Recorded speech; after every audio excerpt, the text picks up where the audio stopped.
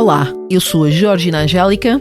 Eu sou a Paula Cardoso. E damos as boas-vindas ao Tal Podcast, espaço de conversas sem guião que aproximam experiências e histórias de vida. É no estúdio do Expresso que recebemos Alexandre Nuno Teixeira, cuja vida profissional tem sido dedicada a aproximar pessoas, criar oportunidades e construir comunidades mais inclusivas, mostrando que integrar é muito mais do que acolher. É reconhecer o potencial de cada pessoa e criar condições para que possa florescer. Se tens até 35 anos, subscreve já a versão digital do Expresso com 50% de desconto e oferecemos-te bilhetes para o cinema. Mas há mais. Com o upgrade para a subscrição Premium também a um preço especial, passas a ter acesso total ao The New York Times e aos conteúdos exclusivos da SIC Notícias. Sabe mais em expresso.pt/subscrever. Expresso. Liberdade para pensar. Alexandre, se tivesses que... Vamos começar aqui com uma pergunta de partida e depois vamos no flow da conversa. Se tivesses que escolher uma história da tua vida para explicar quem és hoje, qual seria? Excelente pergunta. Eu diria uma história e meia, vá. Vou começar por uma que explica um pouco aquilo que foi o meu percurso, incoerente, diria quase, porque fui sendo vários Alexandres na vida, desde a tenra idade, gostava muito do exército, da tropa, tinha tios militares e gostava imenso. Entretanto, depois à medida que fui crescendo, imaginem só, entrei para a área de saúde, depois mudei para a economia e depois acabei em direito. Que acabei, como quem diz, ainda falta muita coisa pela frente, mas isto para dizer que foi um percurso de alguma incoerência. E esta amálgama de várias experiências foi-me fazendo ao longo do tempo. Mas esta é a meia história. A história, diria, é um pouco daquilo que foi o percurso da minha família. Saída de Angola em 75, ainda não era nascido, eu nasci aqui nesta freguesia, quase aqui próxima. Eu nasci em Oeiras, os meus pais na altura vieram para aqui. E fruto desse movimento, não é? Em que duas pessoas que nunca tinham estado em Portugal, o meu pai tinha estado cá na altura na seleção de basquete, etc., mas que não tinham afinidade com Portugal, chegam cá e deparam-se com um mundo totalmente novo. E passam por um processo de integração muito complicado na altura, tão complicado que levou a que o meu pai, passado alguns anos, tivesse que emigrar, teve 2 anos fora de Portugal. E uma sub-história que é: o meu pai, a primeira vez que veio, eu tinha cerca de 2, 3 anos, a primeira vez que ele veio a Portugal de férias, eu nem o conheci sequer. E estas histórias vão-nos marcando ao longo da vida, e por esse motivo hoje em dia faço aquilo que gosto, trabalho com pessoas, trabalho da área da integração, da inclusão, por aí fora. E se tivesse que escolher uma história e meia, seriam esta história e meia. Para onde é que o teu pai foi? O meu pai esteve em Israel a trabalhar numa base aérea há muitos anos. Eles iam daqui para lá, mais uma história, viviam em contentores, portugueses, angolanos, cabo-verdianos, toda a gente vivia lá e limpavam, trabalhavam no aeroporto, limpavam aviões, trabalhavam na área das limpezas. E o teu pai conta histórias sobre essa época? Isto que tu estás a partilhar já vem dessas conversas? Sim, foi uma altura marcante, muito marcante para nós. Meus pais, quando vieram em 75, ficaram, como quase toda a gente, em hotéis, hospedarias, por aqui afora. Eles ficaram aqui em Cascais. Entretanto, depois lá conseguiram, fruto daquela vontade de serem autónomos e independentes, uma casa com outros familiares, meus avós, os meus tios. Parte da família que ficou cá, porque houve outra parte que depois foi para outros países, mas uma casa com muito poucas condições. Vivíamos à Ribeira do Jamor, numa altura, década de 70, 80, em que se jogava o lixo para a Ribeira, nas traseiras. E foi essa vontade de dar melhores condições à família que levou a que o meu pai, nessa altura, tomasse a opção de, bem, eu vou para fora, 2 anos, e eu e a minha mãe fomos para o Brasil. Fomos viver para Belém do Pará há 1 ano.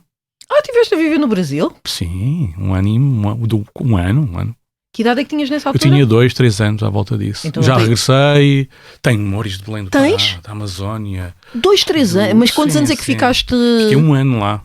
Então quer dizer, 2, 3 anos? Tinhas 4 anos sensivelmente quando voltaste para Portugal? Sim, lembro-me dos meus avós, lembro dos passeios com o meu avô à beira do rio, lembro-me da cidade onde nós vivemos, que era Iquaraci, em que eu ia de mão dada com o meu avô pela rua abaixo.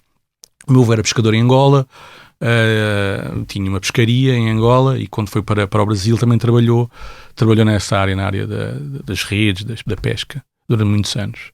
Mas porque não é nada normal as crianças guardarem memórias dessa altura. Normalmente, se perguntarmos aos adultos, dizem, não, eu não tenho memórias quando tinha 2, 3 anos. Lembro-me. É uma questão... É o pensar se serão memórias construídas, pois, não também, sei, não é? Mas recordo-me que quando voltei a Moçambique, pela primeira vez, quando regressei à minha cidade, à Beira, o edifício que me parecia completamente familiar era o da minha falecida avó, onde também está a casa de uma das minhas tias. E eram os azulejos, não era mais nada, eram os azulejos. Sim. Algumas destas histórias, nos encontros de família, lá está mais uma herança daquilo que é a nossa construção enquanto pessoas e enquanto... Quando digo pessoas, não é com nenhuma distinção, mas enquanto pessoas que vieram da África ou que tiveram alguma influência da África nas suas vidas. São os encontros, lá está. E que pode ser um bocadinho também parte destas memórias construídas, mas algumas destas histórias eu contei mais tarde aos meus tios, aos meus avós, destas coisas que fazíamos, e eles acharam muito estranho algumas delas, outras, obviamente, são fotografias que nós temos, não é? Claro. Que vamos vendo. É interessante porque eu tenho uma memória quando tinha 2 anos em Cabo Verde, portanto foi uma viagem que fizemos e a minha mãe disse-me que era impossível eu ter aquela memória. E depois quando comecei a descrever, exatamente a mesma coisa. Quando comecei a fazer a descrição, ela olha para mim e diz, tinhas 2 anos nessa altura. Eu até pensei que era bem mais velha. E que outras memórias é que tu guardas da tua infância que te marcaram particularmente? Olha, estas primeiras, lá está, depois no regresso a Portugal, já mais tarde, a nossa mudança para a margem sul do Tejo, estas são lembranças que me ficam na retina e na memória. Lá está depois sempre as festas com os primos, e isto tem sido, ou foi a base da construção também daquilo que é o meu ser social, não é? O meu ser sociável. Que é precisamente o fim de semana, o estar com os primos, o estar com os tios, e do outro lado dançam, do outro lado comem, e do outro lado contam-se as histórias do passado, passam-se as memórias para os mais novos. Memórias essas que hoje em dia somos nós a construir, não é? Porque os mais velhos, alguns já foram, a grande maioria, e nós tentamos fazer agora esse trabalho também de perpetuar um bocadinho o legado, não é? Tanto o legado de cá, da parte da minha família paterna, o meu avô é de Viseu, e eu recentemente fui com as minhas filhas a Viseu, mostrar aqui, foi a terra onde o teu avô nasceu, olha, o teu avô paterno, lá, e encontramos inclusive, lá está uma coisa muito gira, meus pais nasceram em Moçambique, província do Namibe, sul de Angola. Os teus pais são do sul de Angola. E em Vozela existe uma aldeia que se chama Moçambique. Pois é. Que tem a ver com o Barão de Moçambique, que era daquela zona que foi para... E isto tudo, esta ligação, e eu não estava sequer à espera de encontrar, nós enganamos-nos no caminho, estávamos a percorrer e de repente perdemos lá no meio e eu vejo uma mesa muito grande com pessoas a comer, debaixo de uma vinha, e nisto vejo uma placa a dizer Moçambique. E eu dei a volta com o carro, tirei uma fotografia, voltei e espalhei logo a conversa pela família toda. Mas sim, achas que foi um acaso? A viagem aos Açores, a São Pedro do Sul e a Viseu foi um conjunto de... Eu encontrei uma pessoa que tinha estado com ela há 15 anos atrás na UTAD, na Universidade de Trás-os-Montes, num seminário que estávamos a falar sobre voluntariado e sobre isto, sobre aquilo, e passado estes anos todos, quando eu me vou encontrar, vou passear, encontro aquela pessoa, e foi uma coisa maravilhosa. Nessa mesma visita, a esposa de um amigo meu, conheci pela primeira vez, o pai nasceu em Moçambique e conhece o meu pai. E aquilo foi tão interessante, toda esta conjugação de coisas que voltou. Eu disse ao meu pai agora recentemente, eu estou a pensar seriamente em nós irmos para lá, passada eu tenho família também ainda portuguesa que vive lá, e estamos a pensar em regressar novamente porque os acasos foram muito interessantes. E vamos vamos puxar por eles. As coincidências. Mas que reflexão é que surgiu a partir daí ao ponto de te fazer ter essa vontade de alguma forma nutrir mais esse lugar também, essa relação com esse lugar? Olha, eu, a partir de uma certa altura, e principalmente quando somos pais, não é? Chega um momento em que eu acho que o nosso maior papel, e a idade leva-nos a pensar desta forma, o nosso maior legado é deixar memórias. Eu tenho memórias maravilhosas da minha infância. Eu conto histórias de coisas que não vivi, mas que os meus avós me contaram. És um bom narrador, vá. De uma forma muito, às vezes até muito detalhada. E os meus primos mais novos muitas vezes querem saber, e os mais velhos também, vêm ter comigo e dizem: mas conta lá aquela história do avô e da avó no tal sítio, e da tia não sei das quantas, e do avô que então, muitas vezes eu sou colocado neste papel de o bisneto mais velho, o neto mais velho, o primo mais velho, o sobrinho mais velho. Tu és o historiador da família. É quase. Biblioteca humana, ele guarda. Eu ainda nesta ótica também de construção de memórias, numa semana estive nesta zona, em Viseu, e na semana a seguir fui visitar uma tia minha que já não via há muito tempo, que vive no Algarve, em Buliqueime. E foi engraçado esta afinidade. Lá está, eu falava ainda há pouco sobre a minha filha, vizinha do ex-presidente. A vizinha do ex-presidente, exatamente, Buliqueime, muito pouco dada. A minha filha mais pequena não gosta de interagir, não gosta. E entretanto, quando viu a tia que nunca tinha visto, foi ter com ela, deu-lhe um beijinho, sentou-se no colo dela e ficaram as melhores amigas até agora. E a minha tia, essa minha tia disse-me assim: esta miúda puxou mesmo para lá os teus primos lá, porque ela chegou, descalçou-se logo. Aquilo foi uma quintazinha, descalçou-se, começou a mexer nas coisas, aparece-nos com animais nas mãos, muito terra. Muito, e nós descobrimos essa em contexto urbano, pouco ou nada vivenciamos pois isto. Não, não é? Pois não. E depois, quando vamos para estes sítios, é que começamos a perceber aqueles traços que estavam ali camuflados, e agora temos feito quase todas as semanas vamos aqui, vamos ali, vamos para ali, nesta ótica de construção de memórias.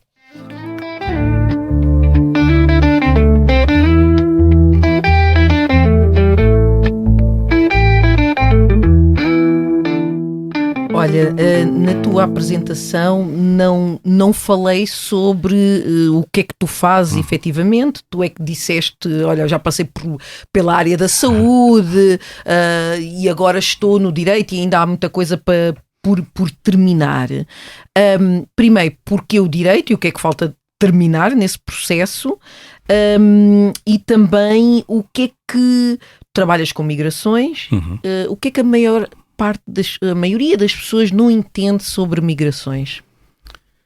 Olha, o direito foi quase uma consequência daquela necessidade que os nossos pais nos dizem: tens que estudar, tens que ir para a universidade. Pois. E eu escolhi o que estava à mão na altura, não me arrependi do curso que tirei. Foi um curso muito interessante, deu-me uma perspectiva totalmente diferente do mundo. Contactei com pessoas que hoje em dia grandes advogados, juízes por aí fora, e lá está, acabou quase por ser uma consequência. O que é que falta? Eu hoje em dia vou viajando por aqui e ali em vários países, em projetos que me convidam para falar. Recentemente estive num projeto em Berlim sobre proteção de espaços religiosos e discurso de ódio, onde fui falar sobre algumas perspectivas nossas, a nossa visão e o trabalho que fazemos cá, e eu muitas vezes olho ao meu lado e vejo os currículos das pessoas que estão à minha volta, e depois, aquilo dá-me vontade, tenho que tirar um mestrado. Há 7 anos que ando para tirar um mestrado, não é? Não é para o ano. Eu, quando digo um bocadinho do que falta fazer, é um pouco por este caminho, não é? É de enriquecer também um pouco mais, porque o saber não ocupa lugar, isto já todos sabemos, e nestes cursos, nestes mestrados, muitas vezes o saber é importante, mas o contacto com outros colegas, com outras realidades, é muito, muito interessante, e gostava muito de ir por aí. A segunda parte do questão em relação às migrações. Sim, o que é que as pessoas não compreendem? As pessoas não compreendem o básico, não é? E quando digo o básico, e quando falo em pessoas, não generalizo. Claro. As pessoas não percebem o que é a migração em si, não é? Nós vivemos rodeados de migrações. Umas humanas, outras do reino animal, nós vivemos rodeados. E eu acho que as pessoas não compreendem porque vivemos num contexto de grande intolerância à volta disso, de informação muito rápida. Nós temos uma atenção de 10, 15 segundos a uma notícia. Cada vez que eu vou às redes sociais e vejo uma notícia numa capa em que se fala de ou que se ironiza ou qualquer coisa, eu por tendência vou ver os comentários e depois acabo por dizer: é hoje que eu vou sair do Facebook, não quero saber mais disto para nada. Mas as pessoas não percebem o mínimo, o básico. E na área das migrações é a mesma coisa. Estas narrativas que se constroem hoje em dia em volta das migrações, e não são só narrativas. O que me assusta hoje em dia é a própria condução da polis, não é? Da política das nossas cidades e países, muitas vezes orientada para o alvo mais fácil, que é as migrações. Quando, daqui a uns anos, espero eu, as migrações deixarem de ser sexys e apelativas como assunto, provavelmente vamos ter outros. Eu não quero que seja a breve trecho que isso possa acontecer, e assusto-me um pouco porque podem vir outras vagas, diria quase. Agora, e nós temos vários exemplos disso mesmo, não é? Agora são os migrantes. Na altura há de ser os migrantes internos, não é? Há de ser o alentejano que vem para Lisboa trabalhar na siderurgia ou na CUF, não é? Como já foram, vinham para cá, roubavam. Como há uns anos atrás eram os ratinhos do norte, vinham para aqui roubar os lugares na restauração, isto e aquilo. E isto tem vindo em crescendo, não é? E assusta-me um pouco que as pessoas não possam, não investam um pouco de tempo a perceber. Porque é fácil, está tudo ao nosso dispor. O Facebook diz muita coisa, mas é fácil. E há projetos muito interessantes hoje em dia de procura do fact-checking, que também já é questionado hoje em dia por uma tendência, já não presta para nada, a não ser que o fact-checking diga que é a nosso favor. E assusta-me hoje em dia espaços mediáticos onde se fala desta questão da pós-verdade. Quando eu ouço alguém falar sobre uma mentira e não a chama de mentira, chama de pós-verdade, nós estamos realmente num caminho estranho. Daí não desistir de trabalharmos nesta área e de irmos desmitificando estes mitos à volta das migrações. Mas tornou-se uma área de risco. Tornou-se, efetivamente. Este projeto que eu vos disse, onde estive agora recentemente em Berlim, servia também para proteger não só os espaços de oração e os espaços religiosos, mas também entidades e pessoas que trabalham com migrantes, com ciganos, com tudo mais. Coisas tão simples como colocar uns vidros espelhados para que da rua não possam saber que a ONG X, A ou Y trabalha ali. Nós chegamos a este ponto. Isto já vem há algum tempo para cá. Desde as ameaças online, tu trabalhas com os estrangeiros, levas para a tua casa, faz aquilo, se te apanho na rua, faço isto, faço aquilo. Isso é hoje em dia o cotidiano de quem trabalha muito nesta área. Eu vi, há uns tempos atrás, com muita pena minha, um deputado de um partido que nós conhecemos, que hoje teve o escritório revirado, salvo erro. Esse mesmo senhor que foi lá às 7 da manhã, a falar de um projeto muito interessante, na altura a convite do governo português a uma fundação para trazer alguns cidadãos afegãos que trabalhavam com instituições da União Europeia, com a NATO, que tiveram para vir para Portugal, foram evacuados, muitos deles naquela altura, as bombas a rebentarem, eles a serem evacuados, e esse senhor veio com um contrato que é público, em que o Estado português convida uma fundação para acolher pessoas cá em Portugal, dizer que esta instituição estava lá a abrigar terroristas e trazer pessoas daqui e dali, doenças e mais não sei o quê. Fez um alarido tal, sem conhecimento absolutamente nenhum do que estava por trás. E grande parte destas pessoas hoje em dia estão integradas, estão a trabalhar, têm filhos. Muitas já foram para outros países. Algumas estão nesta fase a querer comprar a sua casa. Alguns já tiveram novos bebés portugueses que nasceram cá. E lá está, eu gostava que as pessoas soubessem disto.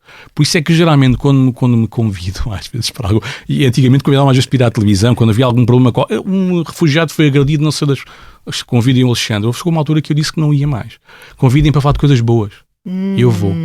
Se for falar de coisas na altura do Covid, quando aquele conjunto de refugiados, requerentes de asilo que estava ali na Almirante Reis, 40, a viver num quarto, foram mobilizados para a OTA. Eu recordo-me ver os jornalistas atrás de nós levámos donativos. Nós chegou a um ponto em que nós levamos tâmaras apenas. Calhou na altura do Ramadão. E eu faço aqui um parênteses. Eu não sou muçulmano, eu tenho de uma criação de matriz cristã, não é? Eu faço isso para ela para perceber que na altura as pessoas não percebiam que existia ali algum desconforto, e o simples facto de levar tâmaras levou a que o clima fosse totalmente diferente, as pessoas começassem a cooperar muito mais. Houve a ponte, a tâmara foi a ponte. E quantas pontes boas existem aí que nós não as utilizamos? Que demonstra pesquisa, não foi, a escolha das tâmaras não foi ao acaso, há uma pesquisa, e há como é que eu me aproximo e estabeleço o que tu disseste, a ponte e a comunicação. Sim, pesquisa e relação. Não foram, porque é que não foram maçãs, não é? Mas é muito relação também, claro. Não é? Quando a comunicação, esta via aberta, corre para os... Eu vou-vos contar uma história de uma das primeiras vezes que eu tive contacto com um requerente de asilo que tinha chegado a Portugal, 15, 16 anos atrás, da Libéria. Ele tinha feito um percurso desde menor, a Costa do Marfim. Ele foi o primeiro grupo a chegar a Portugal, trazido pelo presidente Jorge Sampaio na altura. Eles foram abandonados no deserto. E eu recordo-me de ver nas notícias a aparecer um conjunto de jovens que tinham sido abandonados, muitos morreram, e ele conseguiu chegar a Portugal. E a primeira vez que nós nos conhecemos foi no âmbito de um projeto que tinha a ver com o empreendedorismo migrante, e ele, no final da primeira sessão de trabalho que nós tivemos, ele disse: olha, queres ir ali atrás, vamos tomar um café, vamos tomar um bissap, lá aquele sumo, não é? Vamos sim senhora. Eu fui, entretanto estava lá a esposa dele, ele cristão, a esposa muçulmana, já com 2 filhos, e entretanto nós conversámos, e no final esta frase marcou-me para o resto da minha vida, e vai marcar até o resto da minha vida, que foi: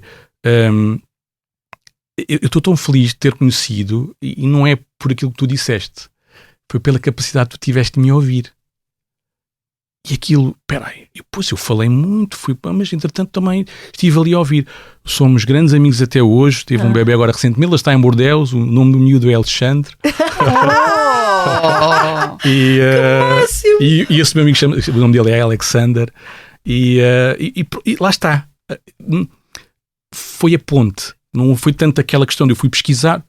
Às vezes, hoje em dia vê-se muito esta questão, não é? Um afegão vai-se buscar um tradutor iraniano. Pode ser complicado. Pode ser complicado. E hoje há coisas que não vão depois também com a própria experiência. Mas também pode ser um iraniano. Se o convite vier de alguém de confiança, claro, de uma referência. E eu acho engraçado hoje em dia, muitas vezes, quando acontece alguma coisa com alguma comunidade, esta ou aquela, principalmente mais Médio Oriente, que quando alguém há algum problema, digam ao Alexandre. O Alexandre não é nenhum especialista em Médio Oriente. O Alexandre é uma pessoa que se está bem e que se quer dar bem com todos. E que tem algumas afinidades mais com uns do que com outros, mas a ponte está sempre, o canal está sempre aberto. Quando te fazem esses convites e estavas a partilhar que começaste a recusar a partir do momento em que percebeste que não saía daquele registro, quando há problemas, vamos lá aqui apagar uns incêndios, e tu verbalizas esse desconforto quando és convidado, ou apenas dizes que não tens tempo e evitas a conversa, para perceber o que é que te dizem do outro lado? Não, eu geralmente, ultimamente tenho dito frontalmente, não aceito o convite, convidem-me quando for para falar de coisas como deve ser. Chego ao ponto de dizer, mas agora vens falar sobre isto, e depois até falamos noutro programa ou reportagem sobre... Não é já... Claro. Não vou... Convidem outras pessoas. Não tem problema nenhum. Não... Porque essa acaba por ser uma instrumentalização, não sim, é? Da temática. Sim, mas que acontece a vários níveis. Às vezes convidam-me para ir a universidades, falar sobre migrações, isto e aquilo. As pessoas estão à espera, muitas vezes, de um discurso, diria, reivindicativo, às vezes, não é? E eu opto, consoante também as pessoas que estão connosco, por ir por um discurso mais de dar exemplos.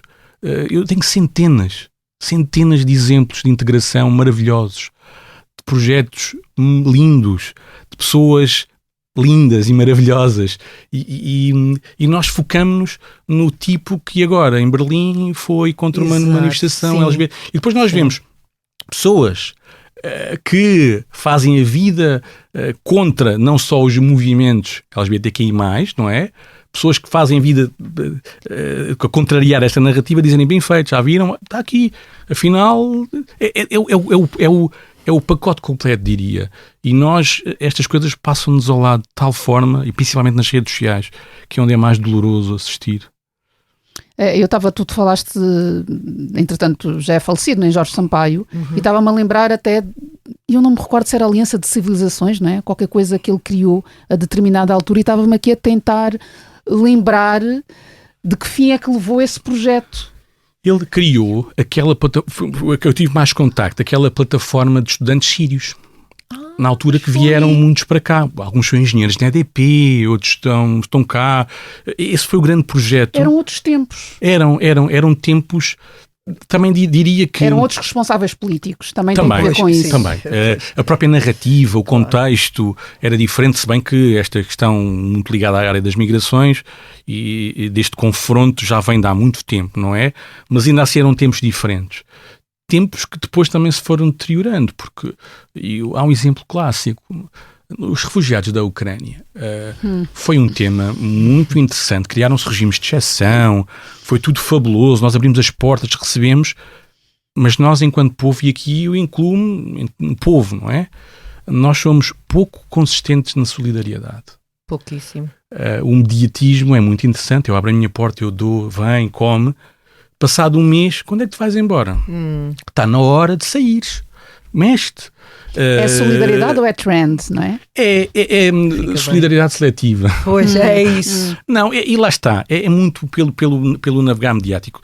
Há uns anos atrás, nesta altura, que falávamos agora do Dr. Jorge Sampaio, víamos as imagens dos refugiados, entrávamos pela casa dentro, não era? E nós emocionávamos, ficávamos muito tristes. Mas lá está, passado 2 ou 3 meses, já é um bocadinho chato. Já não é a mesma coisa.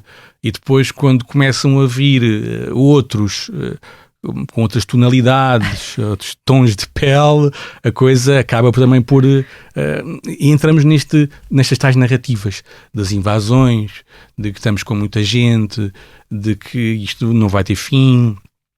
E até estas últimas alarvidades, que são as questões da remigração e por aí fora, que não fazem sentido absolutamente nenhum para nós, mas que ainda assim, de forma assustadora, diria quase, tem cativado algumas pessoas. Muito assustadora, muito. Estavas a falar de refugiados, eu lembro numa conversa, aliás, aquilo já nem era conversa, era mesmo discussão, e eu lembro-me de lançar a pergunta, quer dizer, vocês acham que alguém gosta de abandonar a sua casa, deixar tudo para trás, sair com a roupa do corpo só porque sim? Ou porque primeiro precisa de sobreviver, ou está a lutar pela sua própria vida?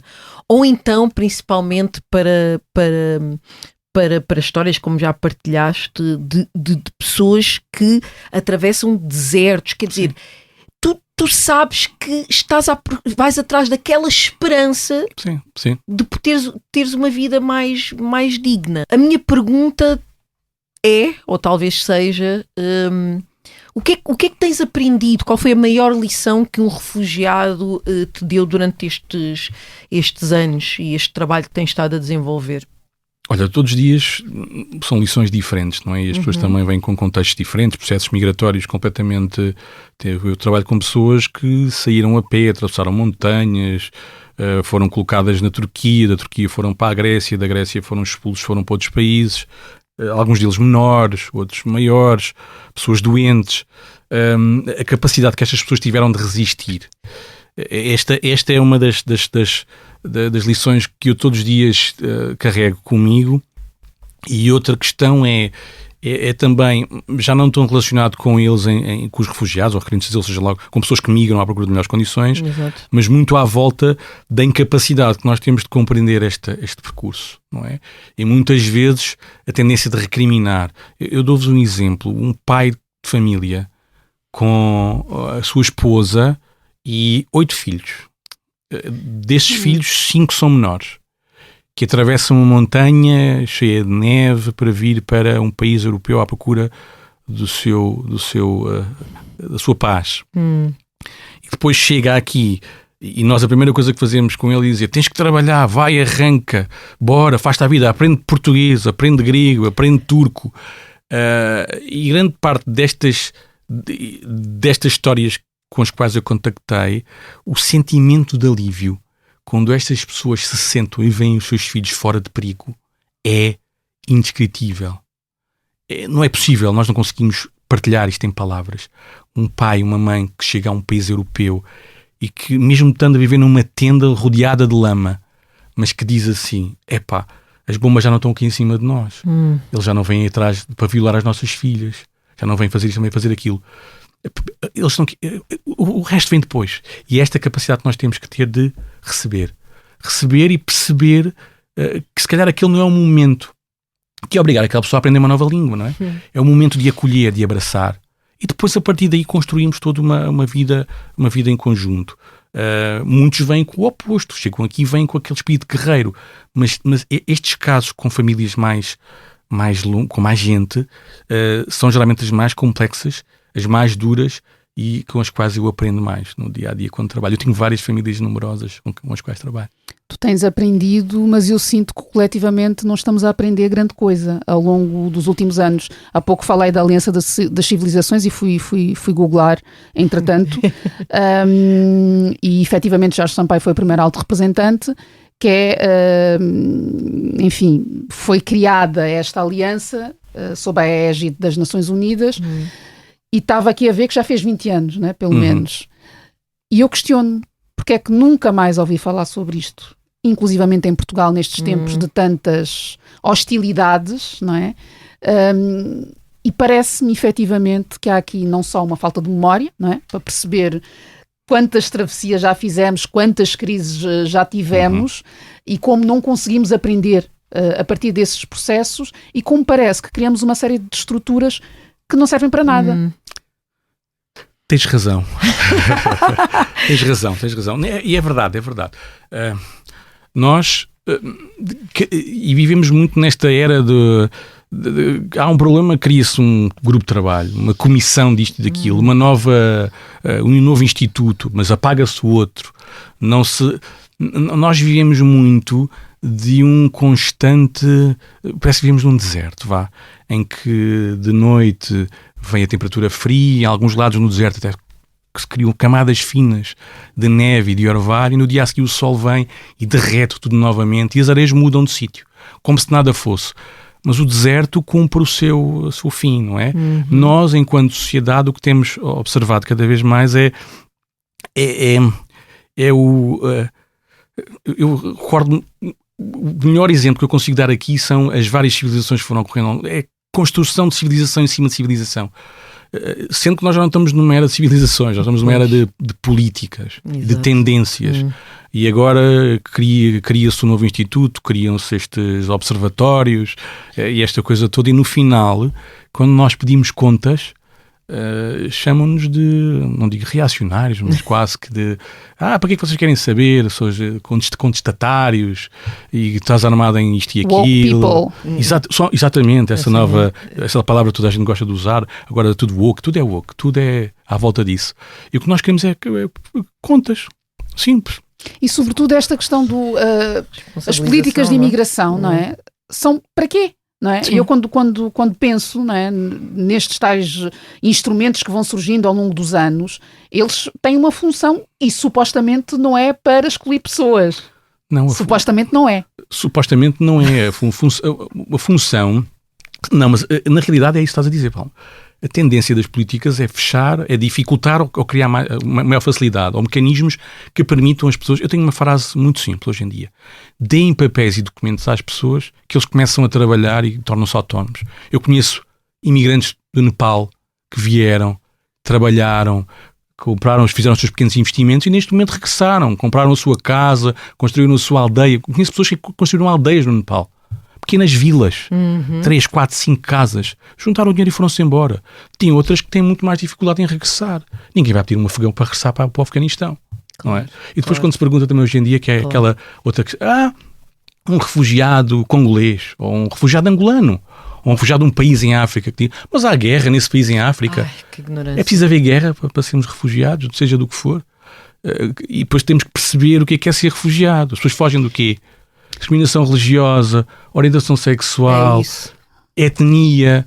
Todas essas camadas fazem parte deste processo. Mas nós só vimos uma camada que é, ele vem e lá vem roubar aqui já os empregos, vem viver à conta da segurança social. Pois, mas há muitas categorias que justificam efetivamente a atribuição do estatuto de refugiado, também de asilo, mas e depois também o próprio direito das pessoas irem e virem tem de ser reconhecido como um direito universal. Quer dizer, isto não está reservado a um grupo de pessoas, não deveria estar. Sim, depois acabamos por ver que está, não é? Sim, eu começo pelo básico que é este. Agora, depois quando vamos à questão das fronteiras é outra, não é? Impedir um jovem que sai do Senegal, que quer vir para a Europa, que quer ganhar o seu dinheiro, que quer ajudar a sua família que está no seu país, na sua terra natal, de forma honesta. Ainda por cima. É isso que estamos a falar, não é? E o que nós queremos fazer é o quê? É dificultar a entrada destas pessoas cá em Portugal. Depois dizem, não, nós estamos a normalizar, a trazer alguma legalidade, alguma, orientação ao processo em si. Este processo, esta orientação vai levar a que esta família tenha que pagar 6 ou 7 mil euros na fonte a alguém. Claro. Que até ele pode abandonar depois no meio do deserto, na travessia, ou no meio do Mediterrâneo, que o abandonam. Que fala no Mediterrâneo fala no Canal da Mancha. Claro. Fala nesses vários canais mediterrâneos que há pelo mundo fora.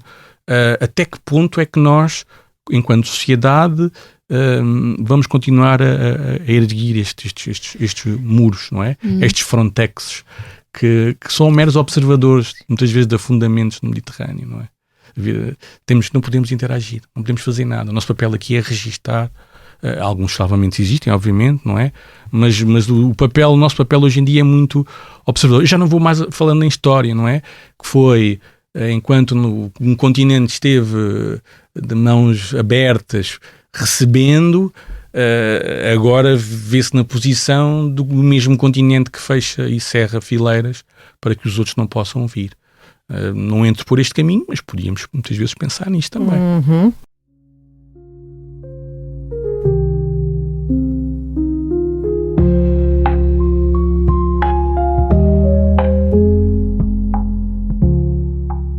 Voltando a falar dos refugiados, a minha questão é como é que se acolhe alguém que perdeu tudo? Olha, uma das histórias que me contam, quando os meus pais saíram em 75 de Angola, é que algumas famílias, os carros começaram a passar na rua e começaram a dizer às pessoas, vamos embora, cá há um barco, há um navio que está ali, uma parte dessa comitiva ia para a África do Sul e outra vinha para Portugal. E nessa altura contam que existiam famílias que estavam a cozinhar, deixaram as panelas no lume e vieram embora. É agora ou nunca. Vocês ou vêm agora connosco ou não há hipótese. E existem pessoas que contam isto, que estavam a cozinhar. Eu só penso no pós, não é? Imagina aquela panela a cozinhar, aquelas pessoas a virem embora, né? Aquilo foi um incêndio, seja lá o que for. E as pessoas vieram com a roupa que tinham no corpo. Algumas puderam depois voltar, depois consoante também a posição que tinham, salvaguardar, até porque houve muita gente, alguns meses grandes, anos antes, que foi salvaguardando. Claro. E aí, mais uma vez, houve uma elite que conseguiu fazer esse movimento. Grande parte dos outros que lá estavam não queriam vir embora. Queriam ficar lá. Mesmo os portugueses que foram daqui para lá, aquela era a terra deles. O meu avô português, que eu estava a dizer, a terra do meu avô era aquela.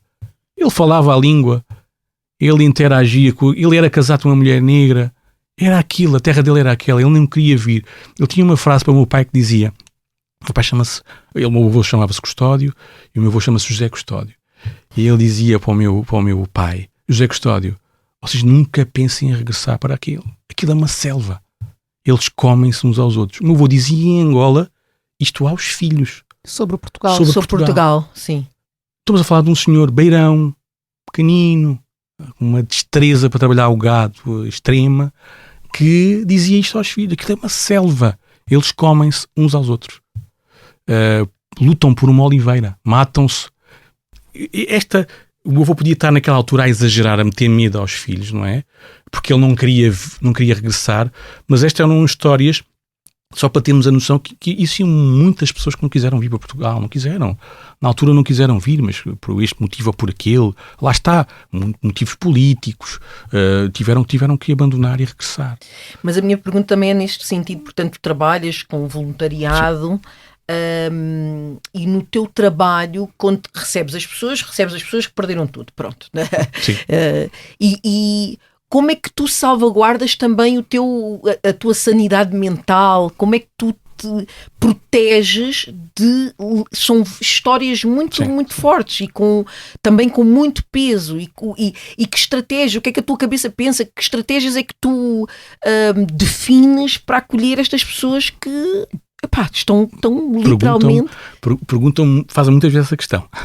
Eu vou-te dizer, a primeira a chave é termos pessoas que trabalham connosco ao nosso lado, que nos dão também essa força e presença, não é? Para que possamos acompanhar este conjunto de histórias dramáticas com as quais nós lidamos no dia-a-dia, não é? E são pessoas desde colegas que trabalham no acolhimento, tradutores, psicólogos, todo um conjunto de pessoas que fazem este trabalho, que muitas vezes é visto de forma muito linear. Ou seja, nós temos um processo de acolhimento que dura 18 meses. No fim dos 18 meses estás apto, vai à tua vida. Há uns que ao final de 3 meses já estão aqui, estão a trabalhar, estão a fazer tudo. E há outros, passados 5 anos, continuam a viver, continuam a dormir à noite. Lá está, uma das chaves é esta. A segunda, eu costumo dar o exemplo da enfermeira que é antipática. Não é? Nós vamos ao hospital às vezes, aquela enfermeira tão antipática. Depois o nosso vizinho do lado no hospital diz assim, chega aqui, diz bom dia, nem olha para nós, nem faz uma festinha, nem está nada. É uma estratégia muitas vezes que eles também têm. Claro. Imaginam que era uma enfermeira a viver, ou um médico a viver os dramas de cada um dos doentes com quem interage.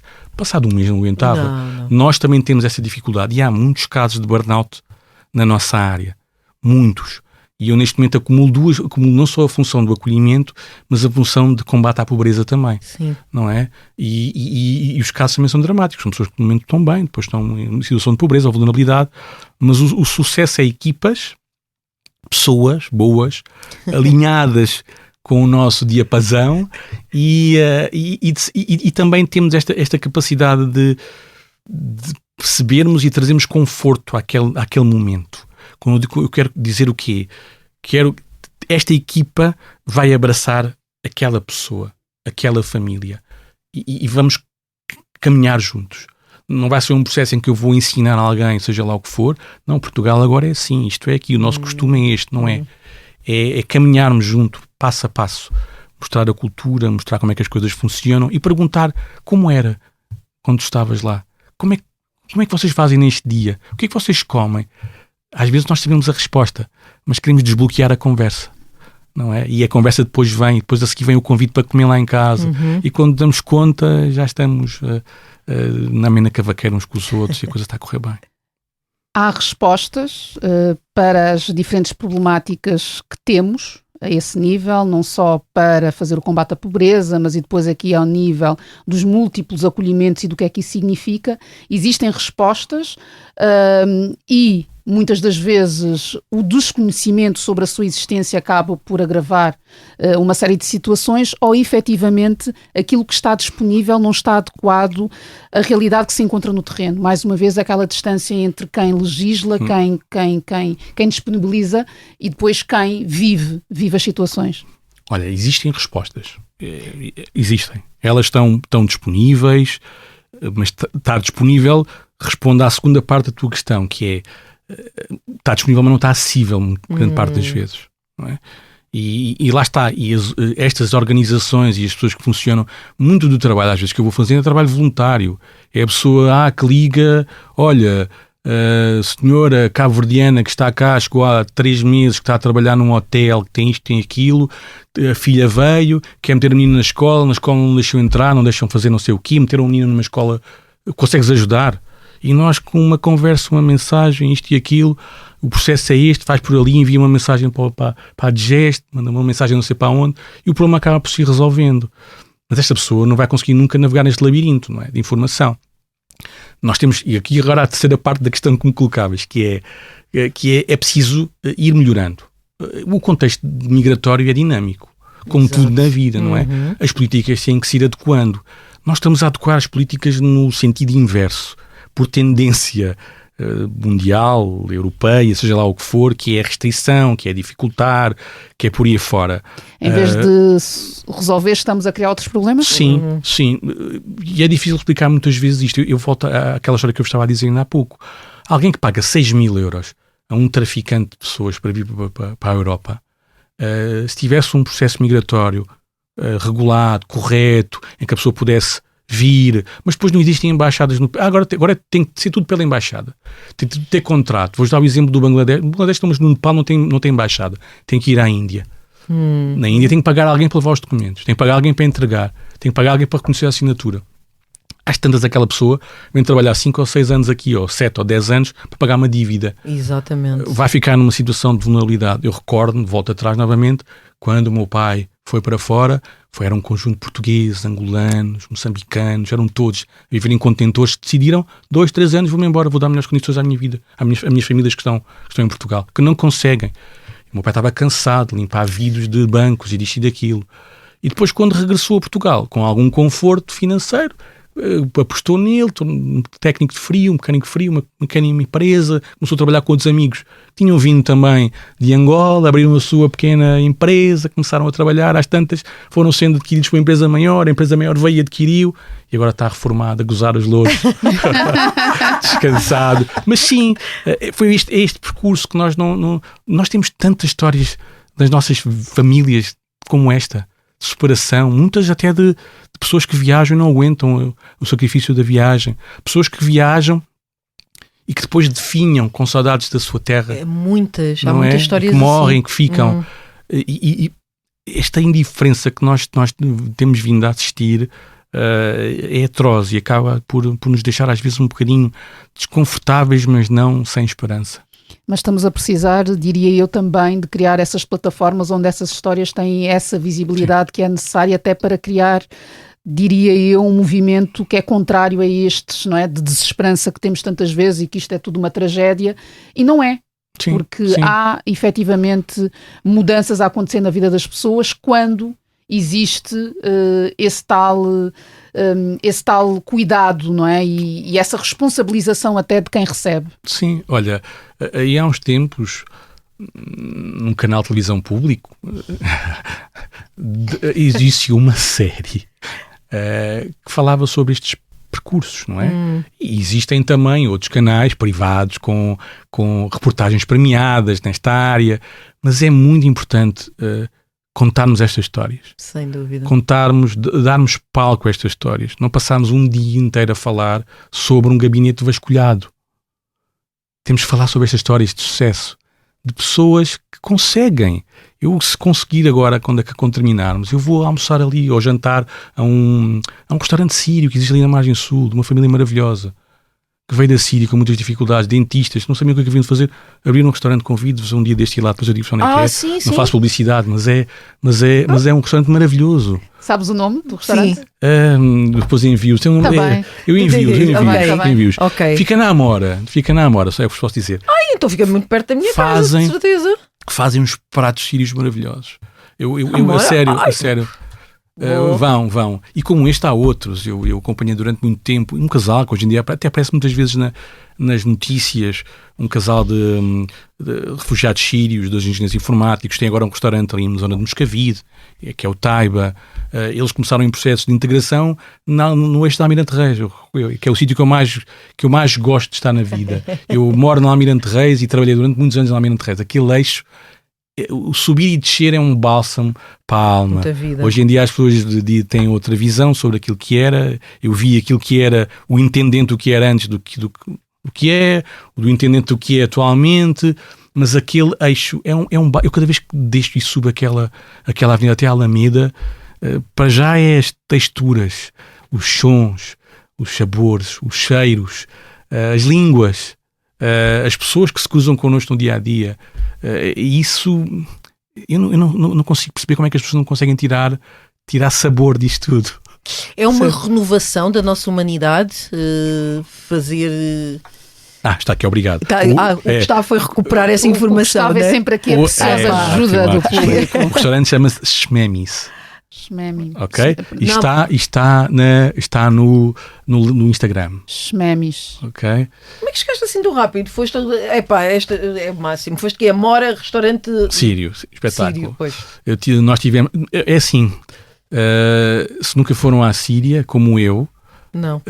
se forem a este restaurante, num daqueles dias em que a família, que é uma família grande, que está inspirada, vocês vão se sentir numa cidade do Mediterrâneo, numa Grécia, seja lá onde as pessoas, a comida, mais uma vez lá está os sabores, a hortelã misturada com a salsa, com a romã. Já me levaste assim para uma viagem. dimensão, sim. Já estamos aqui com água na boca, pelo menos. Mas só temos água para pôr na boca, portanto é o que há. Viajar sem ser do mesmo sítio. Quando estás a passear pela Avenida Almirante Reis, ajuda-te a renovar a tua esperança na nossa humanidade? Achas que é isso? Sim, ajuda-me bastante a perceber não só o contexto de diversidade com o qual nós vivemos, neste tal mundo que nós falávamos ainda há pouco, que tem fronteiras, obviamente, o mundo ideal seria um mundo sem fronteiras. Eu já não vou tão longe, não é? Já não quero ir tão longe, mas quando nós falamos num tipo de migração como o atual, em que nós vemos predominantemente homens, não é? É como tudo na vida. Vamos falar das migrações há milhões de anos, há dezenas de milhares de anos atrás, não é? Em que os caçadores homens se juntavam para ir apanhar mamutes, não é? Depois eram os homens que iam primeiro. Porquê? As mulheres ficavam num ambiente protegido, com criança, porque o contexto era adverso. Se as fronteiras fossem diferentes hoje em dia, eu acredito que não vinham os homens só. Claro. Vinha a família. Claro. E é o que... não podendo ainda partilhar convosco, se está a pensar a fazer em alguns territórios em Portugal, é uma migração que considera as famílias como um todo. Ok? E aqui é o fator que eu acho que vai ser determinante, que vão ser os municípios, as autarquias locais. Exatamente. Muitas delas até às vezes alinhadas com o partido, no governo, seja lá onde for. Eu dou-vos o exemplo do Fundão, não é? Toda a gente fala do Fundão, não é? Toda a gente fala da forma como acolhem, é a terra do acolhimento, não é? E há de existir outras terras da família, as terras é criar a experiência, a vivência, de uma forma que reduza muitas vezes o impacto e o choque, é normal que aconteça. Eu recordo-me, mais uma vez, há 15 anos, para ir a um casamento no Alentejo, um casamento de fim de semana maravilhoso, mais uma vez com comida maravilhosa, lá está, não vou falar sobre isso agora, mas que às tantas estávamos um grupo de amigos, o que é que havíamos fazer? Ninguém tinha um baralho de cartas. E onde é que nós conseguimos arranjar um baralho de cartas? Numa loja chinesa, que estava lá no meio do Alentejo, era a única que existia lá. E nós lá fomos, isto há não sei quantos anos atrás. Nós temos por tendência, nós, enquanto povo em geral, a tendência em segmentar as pessoas, e hoje em dia, pior do que segmentar, é aderir a narrativas que criam. E eu acho que nós vivemos neste momento de criação de narrativa deste inimigo que se criou, e que há de ser agora mas que facilmente escalará para outro. Eu diria eu. E a história já nos ensinou. Exato. Já não vale a pena explicarmos, não é? Como é que primeiro foram estes, depois foram aqueles, depois foram aqueles. Esse é o perigo que eu vejo quando perguntavas ainda há pouco se eu tenho receio ou não de trabalhar nesta área. Penso 2 ou 3 vezes, às vezes, antes de intervir de forma mais ativa. Eu conheço colegas meus que disseram: eu sei que o teu filho anda na escola tal. Pois. Isso é assustador. Quando nós chegamos a este ponto... Já não estás a falar só da tua integridade, exatamente, claro. Será que eu devo ser mais duro ou não? Mas da mesma forma, sinto-me depois orgulhoso quando perguntam às minhas filhas o que é que eu faço, onde é que eu trabalho. Elas dizem que eu ajudo pessoas com muitas dificuldades, que vêm de outros países, a integrarem-se em Portugal. Da mais pequenina à mais velha. E isto é muito, muito importante que fique, lá está, nas memórias que eu pretendo criar nelas. E só por isso já vale a pena, não é? Sim. Só por isso já vale a pena. Olha, eu só tenho aqui uma pergunta que é para voltar ao início da conversa mesmo. Força. Quando tu referiste incoerência para descrever o saltitar da saúde para a economia, depois para o direito, e depois logo vamos ver para onde é que isto me vai levar. Achas que é incoerência ou a mim soa mais a autenticidade e a aceitação, não é? Da pessoa que tu és, com as diferentes dimensões. Sim, olha, concordo completamente com o que estás a dizer. Eu gosto de chamar incoerência saudável. Eu ia há muitos anos numa instituição de solidariedade ali na Margem Sul, também trabalho com pessoas com deficiência. Conheces, Georgina, ali perto da Bento Jesus Caraça? Sim. E havia uma pessoa, um dos fundadores dessa organização, um ser excepcional, o Augusto Sousa, e ele tinha uma frase que era: tudo se faz, é tudo uma questão de partilha. Ele dizia isto muitas vezes. E nós, numa discussão que estávamos a ter num colóquio sobre percursos de vida, sobre isto e sobre aquilo, perguntavam-me, e eu nessa altura tinha uma história do incoerente saudável, que é aquela pessoa que vai seguindo, não tem problema nenhum em ser incoerente, desde que essa incoerência seja saudável, não é? Eu não tenho problema nenhum em dizer: eu ontem pensava assim e hoje penso assado. Isto é incoerência. Para alguns lá fora, às vezes isto pode parecer, mas não é. É um caminho, um percurso que nós fomos fazendo, fomos escolhendo, e que faz parte neste nosso processo de crescimento. Por isso digo-te, Paula, esta invenção do coerente saudável é minha, acho eu. Se ninguém vier reivindicar os direitos de autor. Está patenteado.